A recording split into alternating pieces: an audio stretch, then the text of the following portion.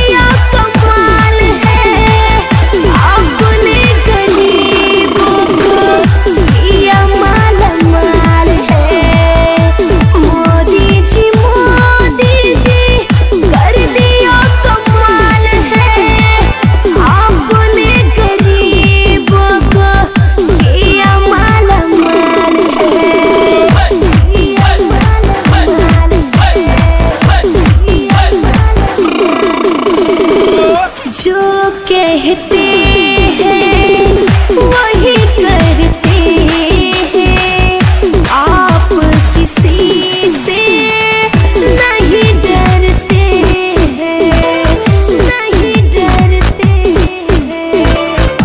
भारत का दुनिया में नाम हुआ है, आप ही के नामों का डंका बजा